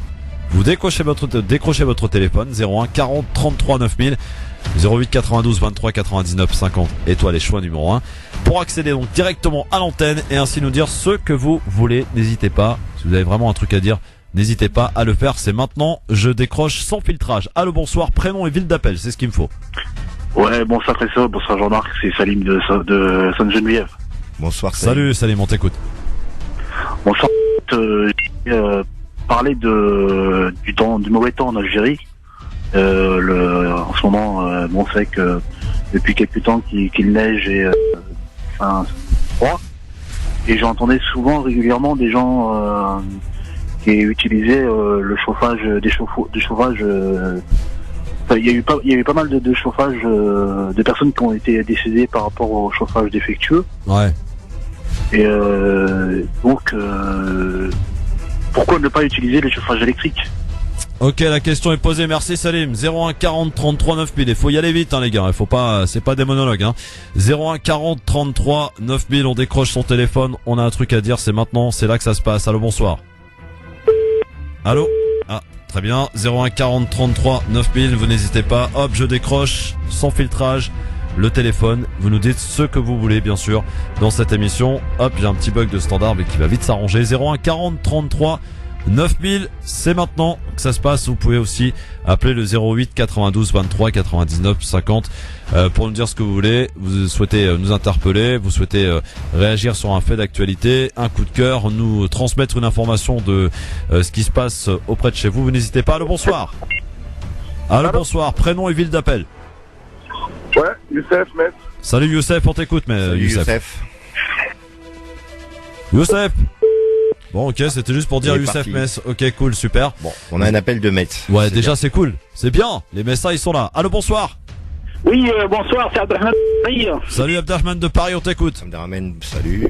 Oui, bonsoir Jean-Marc. En fait, moi je voulais parler de l'assassinat de Mato Blounès. Oui. Oui. En fait, pour moi, d'après mon enquête personnelle et d'après mes recherches personnelles, c'est plutôt vers le RCD qui sont complices de l'assassinat de M. Mato Blounès, tel que le fils d'Amir Roche, Aïd Hamouda et l'RCD Saïd Saadi. Pour moi, c'était ça, parce que j'ai fait une enquête personnelle.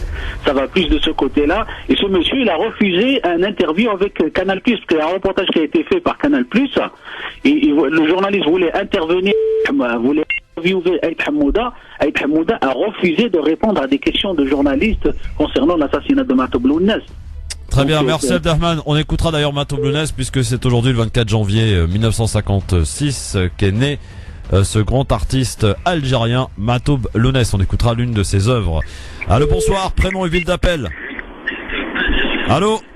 Allô, oui, bon. Bonjour, allô, votre prénom, ville d'appel.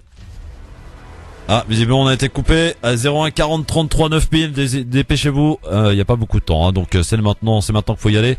Décrochez votre téléphone. Boulevard Haussmann, Monsieur Raourawa, président de la FAF algérienne, de la Fédération du football, avec sa fille en train de faire les soldes à Galerie Lafayette. Voilà. Excuse-moi, on t'a pas bien entendu parce que t'as été coupé. D'abord ton prénom et ta ville d'appel, s'il te plaît. Francis Corbeil-Essonne. Oui, Francis, qu'est-ce que tu nous disais? Alors, je voulais donner une petite information concernant le président de la FAF algérienne. Oui. Alors, il était, il y a 3 jours, à Boulevard Haussmann, Galerie Lafayette, en train de faire les soldes avec sa fille. Voilà. L'Algérie n'avait pas encore joué son dernier match. Très bien, merci Francis. Bonsoir. Salut, bonsoir. Ah bah dites donc, bon, à vérifier hein, évidemment, ce sont pas des informations de la radio mais d'un auditeur, je précise. Allô, bonsoir, prénom et ville d'appel.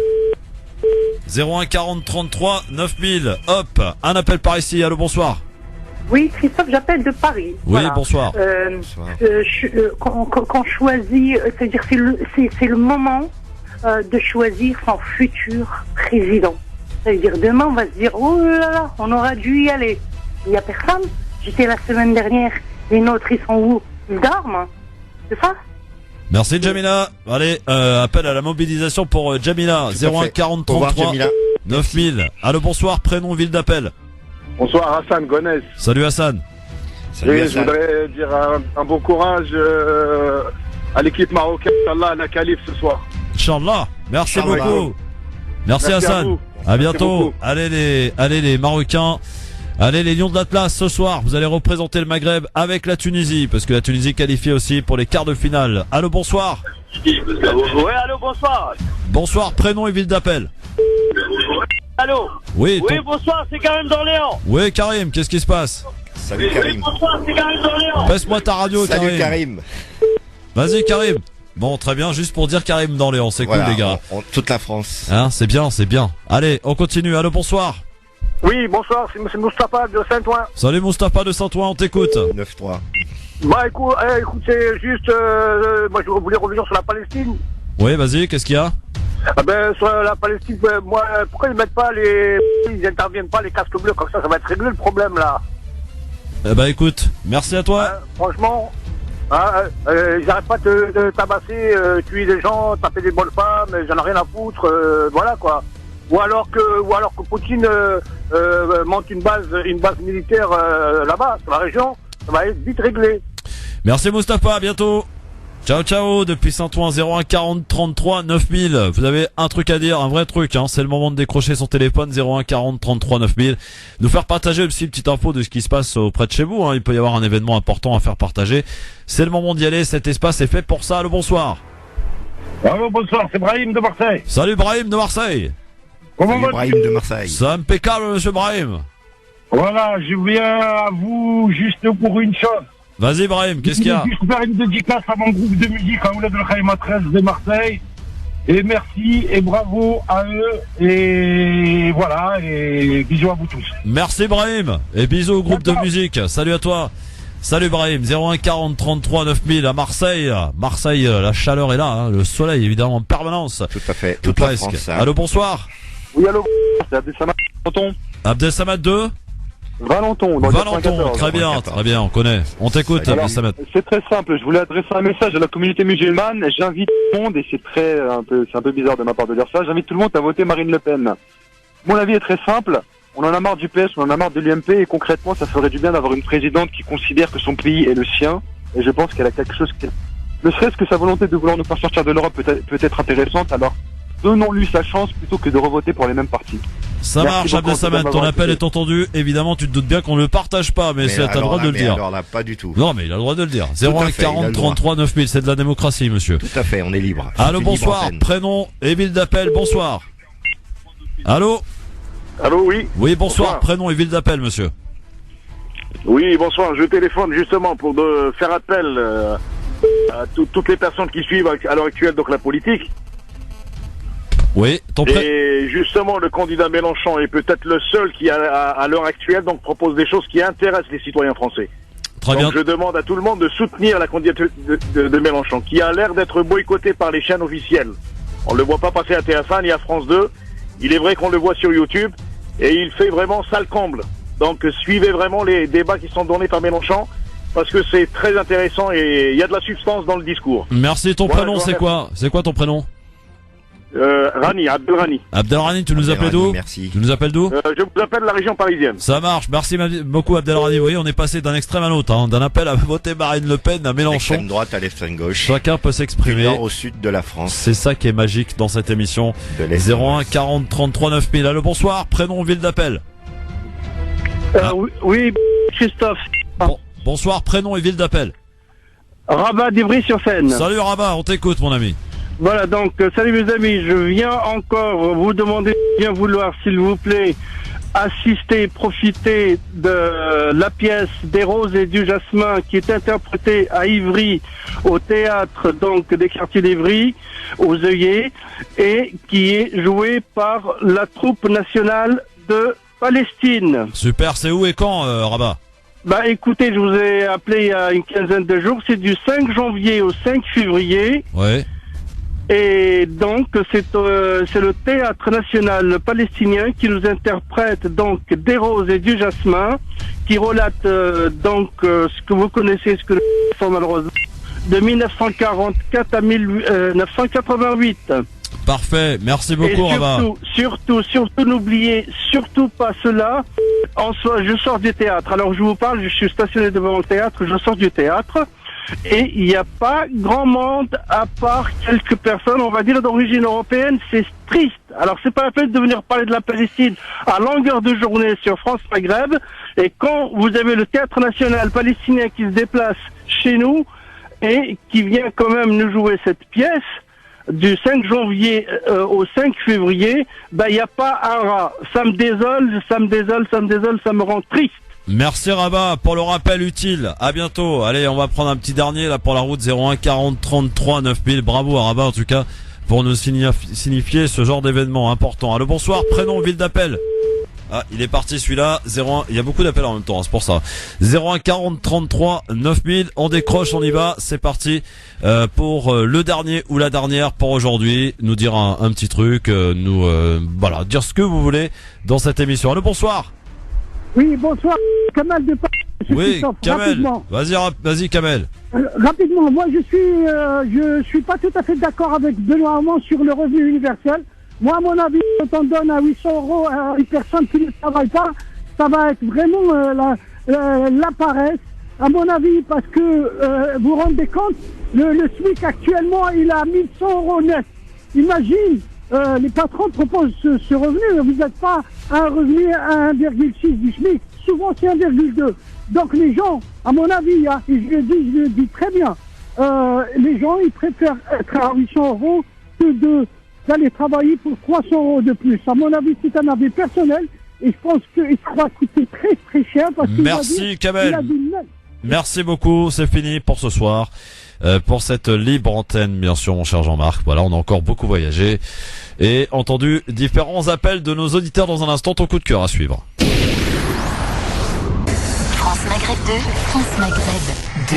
Dans un instant, l'ami Amar aussi, que vous allez retrouver pour l'éphéméride et les événements qui se sont déroulés le 24 janvier. Le journal de la CAN, bien sûr, retour sur l'élimination algérienne et sur la prestation à venir du Maroc ce soir à 20h. Contre la Côte d'Ivoire, face à la Côte d'Ivoire pour une qualification en quart de finale, on l'espère bien sûr, et puis à découvrir aussi notre coup de cœur musical à l'occasion de son anniversaire de naissance, à celui qui a été assassiné en 1998, Mahato Belounès, que nous écouterons tout à l'heure en fin d'émission pour terminer cette émission. Mon cher ami Jean-Marc, nous allons conclure cette partie avec ton coup de cœur maintenant sur France Maghreb 2. France Maghreb 2, le coup de cœur. Le coup de cœur de Jean-Marc Zébélus. Alors tout à fait. Mon coup de cœur va aujourd'hui en ce qui concerne les idées reçues encore une fois concernant les chômeurs. Donc on dit les fainéants qui sont trop payés, irrécupérables. Donc on a 6 idées reçues sur les chômeurs qui méritent d'être un petit peu d'être exposées. Les idées reçues sur l'économie font décidément couler beaucoup d'encre. Alors, on a un ouvrage d'orientation libérale qui a été publié par un trader sur le sujet il y a quelques semaines. C'est au tour maintenant du collectif d'organisation de défendre des thèses que l'on classerait cette fois-ci à gauche sur une problématique spécifique, le chômage. Donc, dans chômage, précarité, halte aux idées reçues, il y a 25 associations et syndicats qui tordent ainsi le cou à des préjugés qui voudraient que les chômeurs soient des tirs au fond, incapables de trouver du travail, voire se complaisent dans ce statut, que l'on soit d'accord ou non avec leurs idées. Certains chiffres sont, en tout cas, incontestables. En voici 6 tirés de ce livre de données publiques. Alors, le chômage, c'est la faute aux étrangers. C'est une rengaine assez fréquente. Les immigrés venant en France piqueraient la place des travailleurs français, augmentent ainsi le chômage, sauf que la quasi-totalité des études sur le sujet démontre que l'absence de lien entre chômage et immigration, dénonce l'association France Terre d'Asile dans ce livre. De fait, les immigrés sont aussi des consommateurs, donc ils augmentent le PIB et donc l'emploi. De plus, ils occupent plus fréquemment des emplois précaires et mal rémunérés dont pas grand monde ne veut. Ensuite, le système d'indemnisation chômage est très généreux. Alors, jusqu'à 6 750 € net par mois en théorie. L'allocation chômage peut grimper à des hauteurs impressionnantes, sauf que seuls 500 allocataires environ touchaient effectivement cette somme en décembre 2015, soit 0,02% d'entre eux. Par contre, 50% des allocataires percevaient moins de 970 € net, selon une récente note de l'UNEDIC. Ensuite, beaucoup de chômeurs restent volontairement au chômage le plus longtemps possible. C'est un argument régulièrement repris pour justifier une baisse de la durée d'indemnisation. De nombreux allocataires resteraient au chômage le plus longtemps possible jusqu'à épuisement de leurs droits. Mais dans les faits, les allocataires ne consomment que 2/3 de leurs droits en moyenne, selon les données de l'UNEDIC basées sur les personnes sorties du chômage en 2015. Leur durée d'indemnisation moyenne est de 10 mois, contre une durée maximum potentielle de 24 mois. Et voire 36 mois pour les plus de 50 ans. Les chômeurs ne font pas assez pour trouver un emploi. Autre chiffre pouvant être mis en avant pour démontrer le manque de volonté des chômeurs de trouver un emploi. Chaque année, des centaines de milliers d'offres d'emploi. 190 000 en 2015 ne sont pas pourvues, sauf que ce chiffre inclut aussi des offres pour lesquelles aucun candidat n'a été retenu, mais dont le recrutement n'est pas abandonné. En fait, seuls 43 000 offres sont réellement tombées à l'eau en 2015, dont 34% parce que l'entreprise n'avait plus besoin d'embaucher et 16% faute de budget. Le reste étant dû du fait de l'employeur n'a pas trouvé le candidat adéquat. Ceux qui militent plus pour une inadéquation entre les offres et les profits sur le marché que pour un manque de motivation des chômeurs. L'assurance chômage est en déficit, c'est l'argument de proie des politiques pour pousser les partenaires sociaux à amoindrir les droits des chômeurs. L'assurance chômage est en déficit chronique. Dans les faits, les comptes de l'UNEDIC sont bien dans le rouge, 30 milliards de dettes cumulées en 2016, mais le simple différentiel entre cotisations perçues et allocations versées est lui excédentaire, comme nous l'avions expliqué récemment. Les chômeurs ne sont pas capables de créer une entreprise. La part des anciens chômeurs parmi les personnes créées en leur entreprise est en fait très élevée, 27% au premier semestre 2014, selon une étude publiée l'an dernier par l'INSEE. Hors auto-entrepreneurs, une proportion presque aussi élevée que celle des salariés du privé, 32%. En 2010, ils étaient même plus nombreux que ceux venant du privé, 33% contre 28%. Voilà un petit peu le petit topo. Intéressant que tu parles de ça parce que les chiffres du chômage du mois de décembre viennent de tomber et après 3 mois de baisse consécutive, on repart vers un nouveau mois à la hausse concernant les chiffres du chômage qui viennent de tomber pour le mois de décembre. Les chiffres ne disent que ce qu'on veut bien qu'ils disent, tout simplement. Très bien. Alors demain, je précise, on sera avec Hicham Terak et il y aura un humoriste qui va retourner avec son spectacle au théâtre dans un théâtre parisien. Il s'appelle Nounours. Il viendra nous rendre visite, donc on va un petit peu rigoler demain. du moins on l'espère, avec vous, chers amis auditeurs, sur France Maghreb 2. Je donne également et redonne le programme pour la semaine. Jeudi, Hakim Ral sera de la partie. Hakim qui a du mal à se remettre de l'élimination de l'Algérie. Mais bon, que voulez-vous, c'est comme ça. Avec Hanan qui sera de la partie aussi. Et puis vendredi, c'est un trio. Ce sera Akili Melouli, Maïssa Leroy et Sabrina Artiste qui seront avec nous. Vendredi, ça va être très animé pour terminer. Il sera bien entouré, nos fameux Tarek Mami. Tarek Mami ne sera pas là cette semaine. Ah, il sera pas là cette semaine. Non, voilà, d'accord. On l'a mis en congé là cette semaine. Ah, ok. Voilà, très bien. Merci beaucoup Jean-Marc, à la semaine prochaine. Merci Christophe, à très bientôt. Et puis un grand merci à tous les auditeurs. Soyez toujours fidèles à France Maghreb 2. À très bientôt. Dans un instant, Amar pour l'éphéméride 18h, 2 minutes de rappel de l'actualité de ce mardi soir. C'est avec Marine Garel. Bonsoir Marine.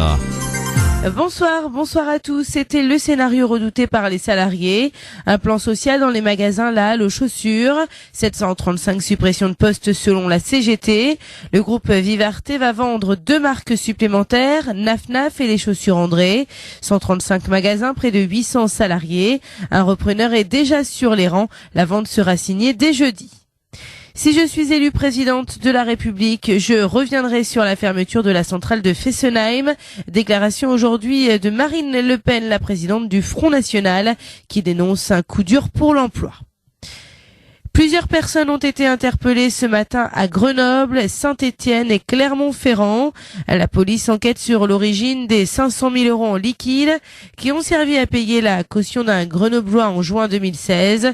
Au total, 29 personnes étaient venues une par une au tribunal de Lyon pour régler la somme en coupure de 500 €. Poursuivi dans une affaire de drogue, l'homme avait été libéré avant d'être de nouveau arrêté. C'est finalement Martin Schulz qui pourrait défier Angela Merkel aux législatives de septembre en Allemagne. Le président du SPD, ministre de l'économie, a renoncé à se présenter. Il estime que l'ancien président du Parlement européen a plus de chances que lui d'être élu face à Angela Merkel.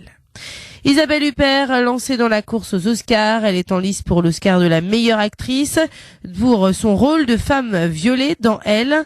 Et puis c'est la comédie musicale La La Land qui rafle 14 nominations, dont meilleur film, meilleure actrice, meilleur acteur, 8 nominations pour le film Premier Contact.